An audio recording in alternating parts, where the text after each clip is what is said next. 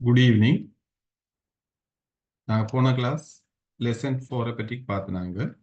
இந்த grammar sentence பேட்டர்னில் lesson 4 பற்றி பார்த்துனாங்க.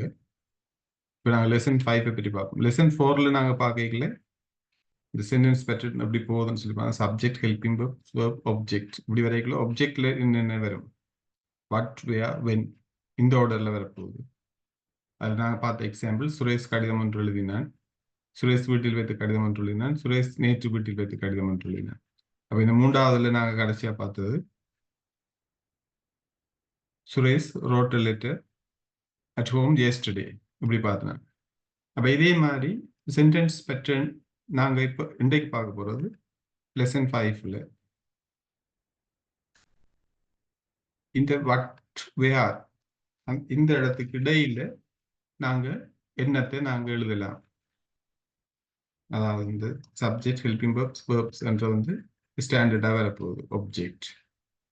அப்போ இதில் வந்து இந்த ஆப்ஜெக்ட்ல தான் பார்க்குறோம் வாட், வேர். இப்போ வாட், வேர் என்றதுக்கு இடையில நாங்கள் எழுதலாம், என்ன சொல்லி எழுதலாம்னு சொல்லி பார்க்குறோம். அதில் தான் நாங்கள் இப்போ நாங்கள் இதில் பார்க்குறோம். இதே எக்ஸாம்பிள் எடுக்கிறோம்.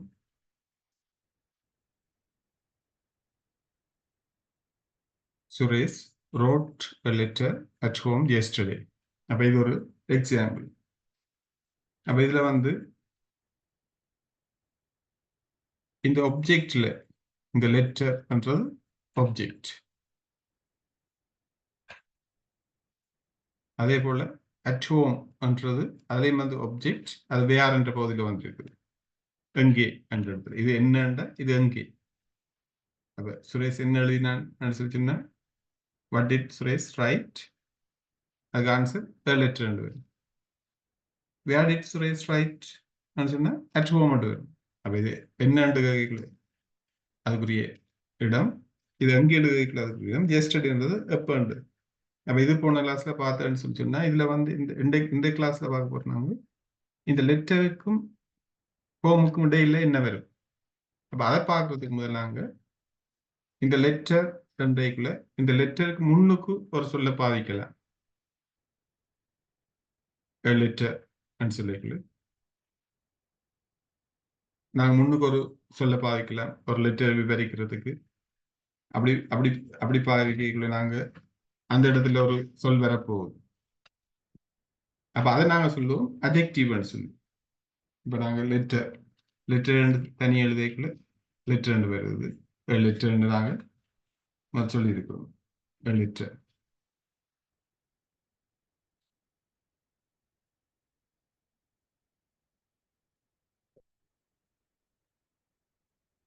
அப்ப இதுல வந்து இந்த லெட்டருக்கு முன்னுக்கு கொண்டு சொல்றோம். இப்ப appointment letter and appointment letter, a leave letter.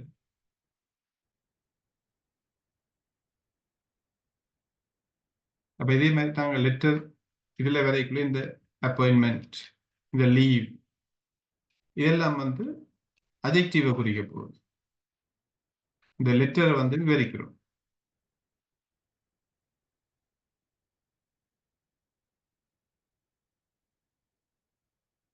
a request letter,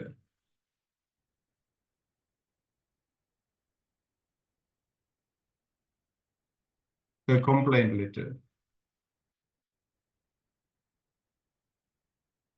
அப்ப இதுல வர்றது ரிக்வெஸ்ட், இதெல்லாம் அட்ஜெக்டிவா வருது. ஆனா நாங்க தனி எடுத்து பார்க்கல இதெல்லாம் நவுனா இருக்கும். இந்த லெட்டரை விட்டுட்டு பார்த்துட்டு அப்பாயின்மெண்ட் என்றைக்குள்ள நியமனம், லீவ் என்றைக்குள்ள விடுமுறை, ரிக்வெஸ்ட் என்றைக்குள்ள கோரிக்கை, கம்ப்ளைண்ட் என்றைக்குள்ள முறைப்பாடு. அப்ப தனியா எடுத்து பார்க்கக்குள்ள அதெல்லாம் நவுனா இருக்குது. ஆனா நாங்க இன்னொன்றோட சேர்த்து பார்க்கக்குள்ள ஒரு நவுனை விவரிக்கிறது மாதிரி எதை நாங்க பார்க்கல அது அட்ஜெக்டிவா வருது. அப்ப அந்த வித்தியாசமும் உங்களுக்கு விளங்கணும். அப்ப நாங்க இன்றைக்கு பார்க்க போறது இந்த சென்டென்ஸ் பேட்டர்ன் பார்க்கறதுக்கு முன்னுக்கு அட்ஜெக்டிவ் சொல்லி சொன்னா என்னென்று பார்ப்போம். அட்ஜெக்டிவ்ன்றதை பார்த்தா தான் நீங்க அந்த அட்ஜெக்டிவ் ஒரு நவுனுக்கு முன்னாலே நாங்க ஒரு சொல்ல வச்சு எழுதல. அதுக்கு பிறகு அட்வர்ப் என்னன்னு பார்ப்போம். அந்த இடத்துல நீங்க பார்க்கலாம் ஒரு நவுனுக்கு முன்னுக்கு நாங்க அஜெக்டிவை சொல்றோம். அதே போல இந்த ஒப்ஜெக்டிவ் பின்னுக்கு நாங்க adverb சொல்லுவோம். அப்ப Suresh wrote a letter carefully என்று சொல்லிக்குள்ள இந்த இடத்துல நாங்க carefully என்று போட்டு பார்த்தோம்னு சொன்னா கவனமா ஒரு கடிதம் எழுதினார். அல்லது Suresh wrote a letter slowly மெதுவாக ஒரு கடிதம் எழுதினார். அப்ப இதெல்லாம் adverb. அப்ப adverb என்ற இடம் வந்து இந்த வாட்டுக்கும் வேறுக்கும் இடையில வரப்போறது adverb என்ற இடம். ஆனா நாங்க adverb பார்க்கறதுக்கு முன்னுக்கு adjective என்றா என்னன்னு பார்க்கணும். அந்த இடம் வந்து நவுனுக்கு முன்னுக்கு பயன்படுத்துற இடம். இந்த ஒப்ஜெக்டா இருக்கிற நவுன் லிட்டர்னா அதுக்கு முன்னுக்கு பயன்படுத்துற இடம். அப்ப இதுல வந்து முக்கியம் வந்து நாங்க முக்கியமா பார்க்க வேண்டியது adjective. adjective பார்த்தா தான் adverb பார்க்கலாம். adjective என்று சொல்லி சொன்னா என்ன? adjective என்று சொல்லிக்குள்ள நாங்க சொல்லலாம் adjectives are the words that describe noun. noun விவரிக்கிற சொற்களை நாங்க adjectives சொல்லுவோம். இப்ப நாங்க adjective சொல்லிக்குள்ள சிம்பிளா சொன்னா adjective is a word used with a noun to add something its meaning. அதாவது adjective நாங்க பயன்படுத்துறோம் ஒரு நவுனுக்கு முன்னுக்கு நவுனோட சேர்த்து பயன்படுத்துறோம். அண்ட் அது நாங்க அந்த நவுனுக்கு இன்னும் ஒரு மீனிங்கை நாங்க சேர்க்க போறோம். ஒரு கருத்தை நாங்க சேர்க்கிறோம். ஒரு பெண் சொல்லி சொன்னா பெண்ணுக்கு முன்னுக்கு நாங்க பிளாக் சேர்க்கிறோம். அப்ப இந்த இடத்துல பிளாக் பென் என்று வந்துடும். அப்ப பிளாக்ன்றது அட்ஜெக்டிவா இருக்கு. இப்போ ஒரு மேன் சொல்லி சொன்னா மேனுக்கு முன்னுக்கு honest சேர்க்கும். honest man. அப்ப இந்த honestன்றது அட்ஜெக்டிவா இருக்கு. அப்ப அட்ஜெக்டிவ் சொல்றது நவுனை விவரிக்கிறது. அல்லது நவுனுக்கு நாங்க நவுனோட சேர்த்து ஒரு சொல்ல பயன்படுத்துறோம். அந்த சொல் வந்து இந்த நவுனுக்கு ஒரு எக்ஸ்ட்ரா மீனிங் கொண்டு தருகிறது என்று சொல்லி சொன்னா அட்ஜெக்டிவ். அப்ப அதைத்தான் நாங்கள் அட்ஜெக்டிவ் சொல்ல போறோம். அப்படின்னு சொன்னா இந்த அட்ஜெக்டிவ்ல நிறைய வகைகள் இருக்குது.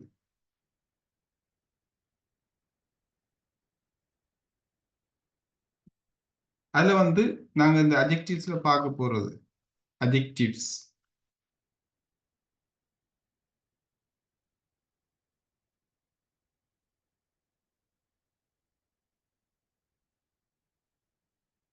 adjectives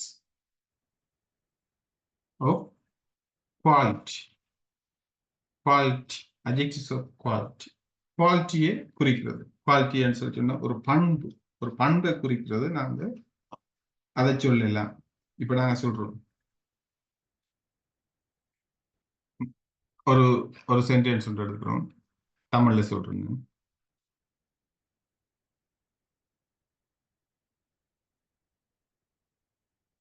Mala is a clever girl. Mala is a clever girl. Clever என்று சொல்லி சொன்னா என்ன? கிளவர் என்று சொல்லி சொன்னா ஒரு கெட்டிக்காரி என்று வரப்போகுது. ஒரு கெட்டிக்காரத்தனம் கெட்டித்தனமா இருக்கிறத நாங்க கிளவர் சொல்லி அட்ஜெக்டிவா சொல்லுவோம். அப்போ ஒரு கேர்ள் என்ற ஒரு சிறுமி இந்த சிறுமியை விவரிக்கிறது. மாலா என்றவாக விவரிக்கிறது. Mala is a clever girl. Girl என்றைக்குள்ள இந்த கேர்ளை விவரிக்கிறது. எப்படிப்பட்ட ஆள்?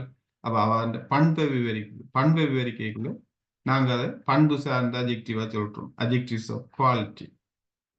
அப்ப நாங்க அட்ஜெக்டிவ்ஸ் சொல்லிக்குள்ள மெயினா அட்ஜெக்டிவ்ஸ் நாங்க பார்க்கல. அதுல அட்ஜெக்டிவ்ஸ் ஆஃப் குவாலிட்டி பண்பு சார்ந்த. அதுக்கு உதாரணமா சொல்லுவோம் Mala is a clever girl. அப்ப இதை நாங்க தமிழ்ல சொன்னோம்னா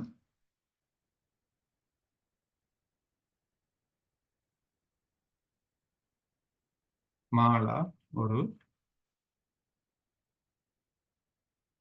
கெட்டிக்கார சிறுமி.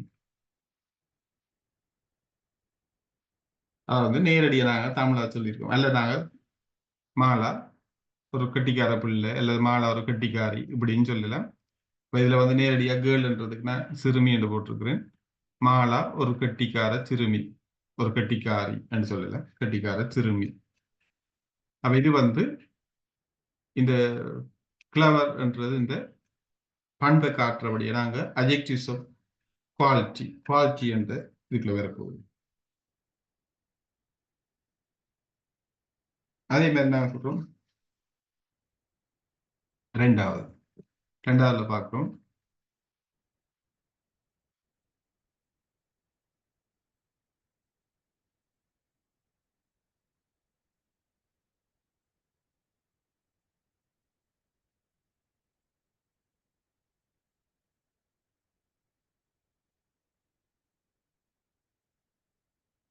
இப்ப ரவி, ரவி என்றதை பார்க்கணும்.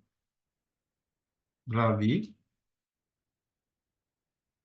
Is an honest man. Ravi ஒரு honest. இதுல honestன்றது வந்து இந்த அஜெக்டிவா இருக்க போகுது. இப்ப நாங்க இதுக்கு தமிழ் அப்படி சொன்னோம்ல,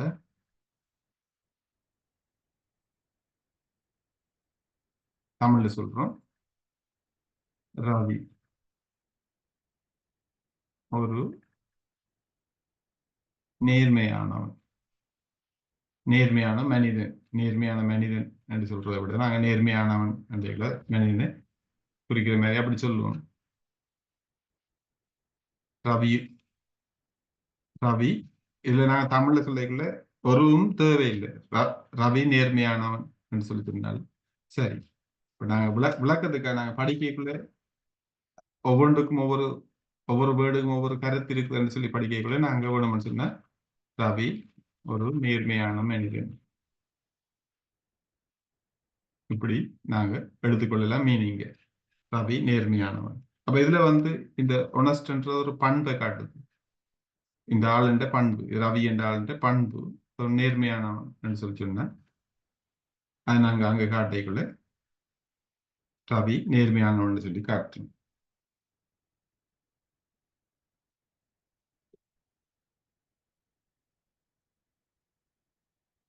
அதே போல நாங்க இன்னொன்று சொன்னோம்னு சொன்னா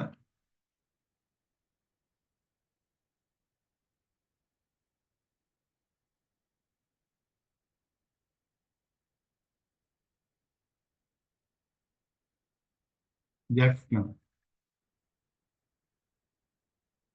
is a large city. Jaffna is a large city. Yazhpanam ஒரு பெரிய நகரம். ஒரு பெரிய ரெண்டு காட்டைக்குள்ள அதுவும் பண்பைத்தான் குறிக்க போகுது.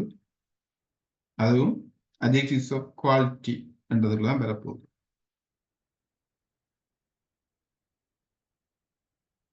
நாங்க தமிழ்ல அப்படி எழுதுறோம். யாழ்ப்பாணம் ஒரு பெரும் நகரம், அல்ல ஒரு பெரிய நகரம்.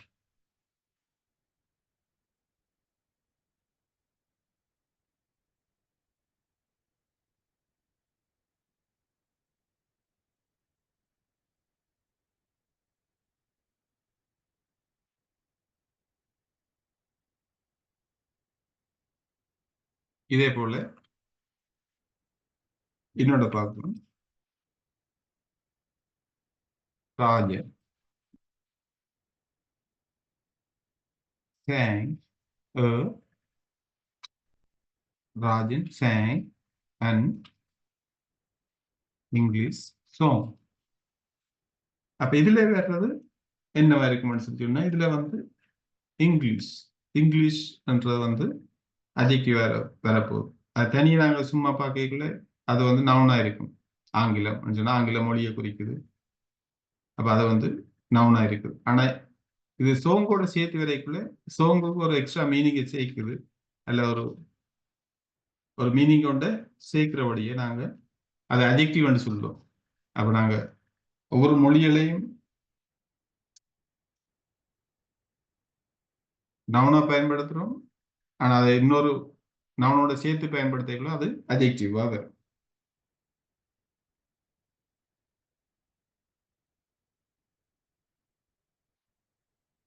அப்ப இதை நான் தமிழ்ல அப்படியே மாத்திரம்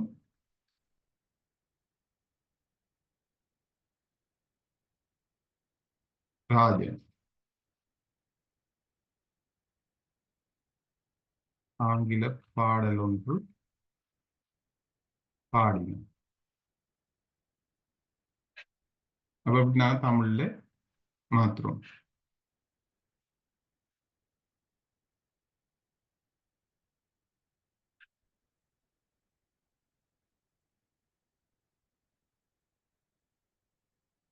இதே போல நாங்க இன்னொன்று எழுதுறோம்னு சொன்னேன்.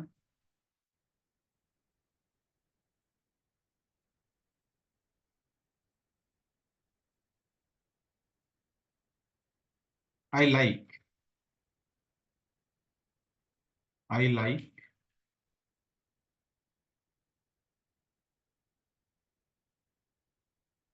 இந்தியன் கறி.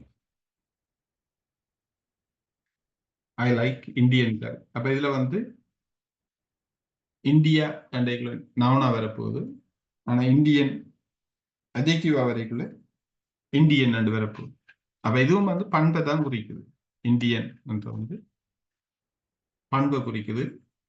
இந்த கரையின் பண்பு எப்படிப்பட்டது சொல்லிட்டு இந்தியன்.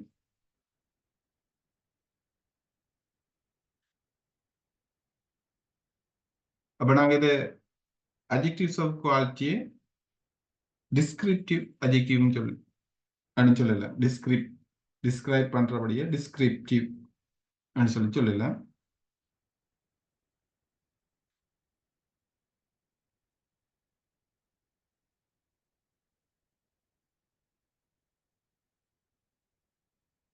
அப்ப இதே மாதிரி நாங்க அஜெக்டிவ்ஸ் என்னென்ன இருக்குது என்று சொல்லி இன்னொரு கிளாஸ்ல பார்ப்போம்.